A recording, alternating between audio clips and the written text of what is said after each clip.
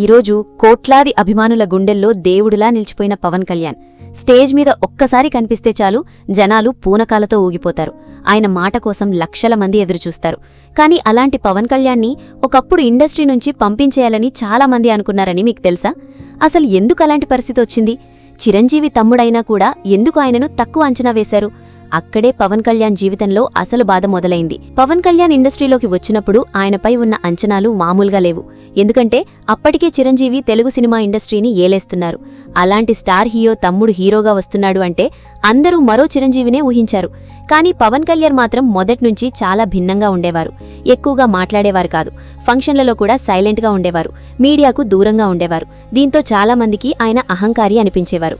అయితే అసలు నిజమేంటంటే పవన్ కళ్యాణ్ చిన్నప్పటినుంచే చాలా ఇంట్రోవర్ట్, తనలో తాను ఉండే వ్యక్తి. అదే స్వభావం ఇండస్ట్రీలో ఆయనకు పెద్ద సమస్యగా మారింది. హీరో అంటే స్టైలిష్గా మాట్లాడాలి, మీడియా ముందు నవ్వుతూ ఉండాలి. కానీ పవన్ కళ్యాణ్ అలాంటివి చేయలేదు. దీంతో మొదట్లో చాలామంది దర్శకులు, నిర్మాతలు కూడా ఇతనితో హీరో మెటీరియల్ కాదు అని మాట్లాడుకున్నారట. ఇక అక్కడ్నుంచి ఆయనపై విమర్శలు మరింత పెరిగిపోయాయి.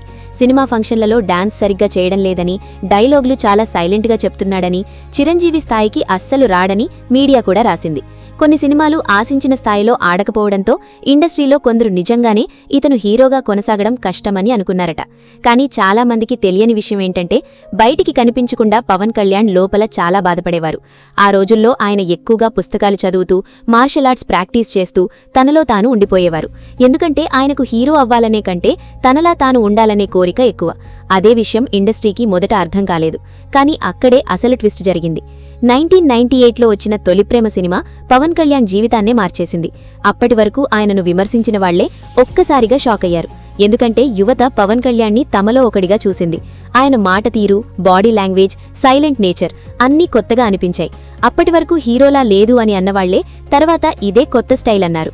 ఇక్కడ్నుంచి పవన్ కళ్యాణ్ వెనక్కి తిరిగి చూసుకోలేదు. ఖుషీ లాంటి సినిమాలతో యువతలో విపరీతమైన క్రేజ్ సంపాదించారు. కానీ పవన్ కళ్యాణ్ ప్రత్యేకత ఏంటంటే ఆయన ఎప్పుడూ ఇమేజ్ కోసం బతకలేదు. తనకు నచ్చిందే చేశారు. అందుకే ఆయనకు అభిమానులు హీరోలా కాకుండా మనిషిగా కనెక్ట్ అయ్యారు. అసలు పవన్ కళ్యాణ్ని ఇండస్ట్రీ నుంచి పంపించేయాలని అనుకున్న వాళ్లే తర్వాత ఆయన క్రేజ్ చూసి ఆశ్చర్యపోయారు. ఎందుకంటే కాలం మారినప్పుడు పవన్ కళ్యాణ్ లాంటి వ్యక్తిత్వమే జనాలకు ఎక్కువగా నచ్చింది. నటన కంటే నిజాయితీని అభిమానించారు. స్టైల్ కంటే మనసును ప్రేమించారు. అందుకే ఈరోజు పవన్ కళ్యాణ్ కేవలం ఒక హీరో కాదు, లక్షల మంది జీవితాల్లో ఒక ఎమోషన్గా మారిపోయారు. ఆయన ప్రయాణం ఒక్క విషయం చెప్తుంది: ప్రపంచం మొదట నిన్ను అర్థం చేసుకోకపోయినా నువ్వు నిన్ను నమ్ముకుంటే ఒకరోజు అదే ప్రపంచం నీ వెనకాల నడుస్తుంది. వీడియో నచ్చితే లైక్ చేయండి. మరిన్ని ఆసక్తికరమైన వీడియోల కోసం మా ఛానల్ను సబ్స్క్రైబ్ చేయడం మాత్రం మర్చిపోవద్దు. Thank you.